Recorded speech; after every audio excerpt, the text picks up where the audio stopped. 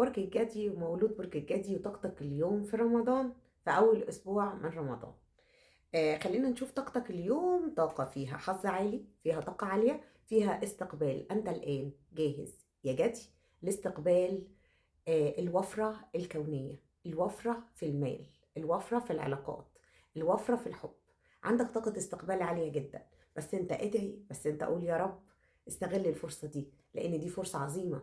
ابتدي فيها اي بداية، اعمل فيها اي حاجة انت عاوزها، لان الطاقة بتقولك وبتناديك يلا ابتدي، يلا ابتدي، انت الان جاهز، يلا ابتدي يا جدي. طيب، بشوف كمان في طاقتك يا جدي آه، تجهيز او بداية علاقة حلوة، او ممكن مردود لحد قديم، يعني حد قديم بيرجع لك، او ظهور شخص جديد في حياتك، في بداية حب وحب مثمر، او شيء عاطفي ما بينك وبين شخص مثمر. يعني في خطوات بعد كده، يعني في الاول كده هادي رايق، مكالمة، اعجاب، لكن هو في امل كبير وفي خطوات فيه كتيرة يا جدي. انتبه لده. كمان بشوف ان عندك انطلاق في حاجة، انطلاق في شيء. الانطلاق ده في حاجة ليها قيمية، يعني انت بتلاقي نفسك بتنطلق في شغل، في سفر، في علاقة، في انطلاق، في حاجة بتاخدك وانت ماشي معاها وانت مسلم ليها. انتبه، انتبه ان دي حاجة حلوة مش وحشة، ده بشارة جميلة. اوكي، يعني كمل و... و... والاندفاع اللي انت فيه او الانجراف العاطفي او المادي او الشيء اللي انت بتنجرف له، ده شيء خير ليك يا جدي. اوكي، بشوف كمان في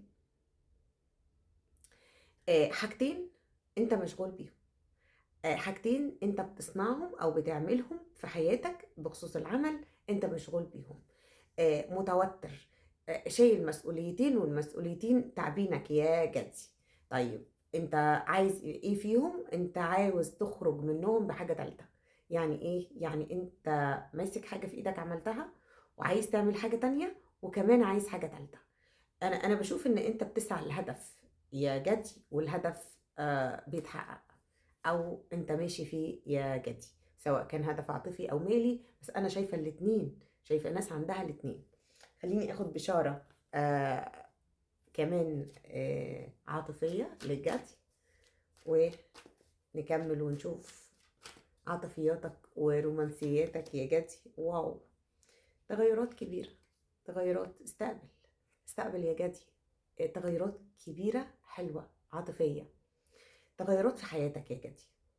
اللي انت مريت بيه الفترة اللي فاتت علمك كتير، وكمان الكون بيتحرك إليك، يعني اتحرك انت كمان. الفكرة مش انك تسمع الرسالة وتتبسط وتقول يا رب بس وانا قاعد، لا، بنقول يا رب وندعي ونصلي، وكمان لازم نعمل حاجة. اي حاجة بسيطة هتبتديها هتكون معاك منجزة، هيكون في طريق مفتوح قدامك. الرسالة اللي جاية لك دي مش صدفة، مش تاخدها وخلاص. هي طاقة إيجابية جميلة، طاقة إيجابية، بس اعمل بقى. السعي مهم، السعي. البشارة جت، يبقى احنا علينا ايه؟ السعي. يلا توكل على الله وابتدي كل بداياتك، ورحب بالحب الجديد اللي دخل حياتك، واستقبل طاقة جديدة في دنيا جديدة كده، في شهر كريم جميل. طاقة رفعة وطاقة روحانية عالية واستجابة دعاء إن شاء الله. وسلام.